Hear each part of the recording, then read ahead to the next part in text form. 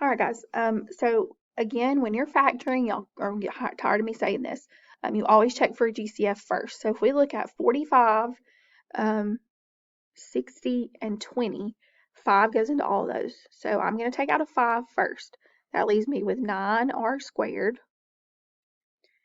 plus 12r plus 4.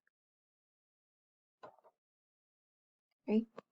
Now, we're going to look at what's in parentheses, okay, and see if we can factor again. There's 3 terms. There's a number in front of r squared. That tells me to do bottoms up. So we're going to leave the 5 outside where it's at. And then we take this 9 and multiply it on the end. Okay, not the 5, but the 9.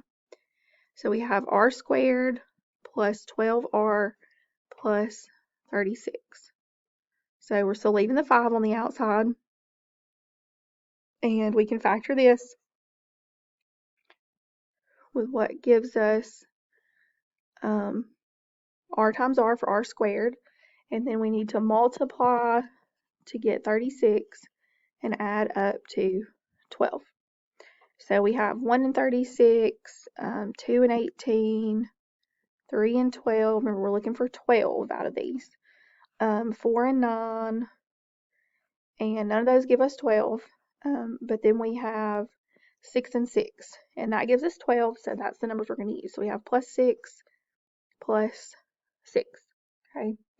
Then don't forget that we multiplied by that 9, so we've got to go back and divide by it. So put the 9 under both. Okay. Then we need to reduce. So we have 6 over 9. We can divide those by 3 to get 2/3. So we have 5 times r plus 2/3 and r plus 2/3 because they both reduce the same. The very last thing we do for bottoms up is pull this number back up in front. So we have 5 times 3r plus 2 and 3r plus 2.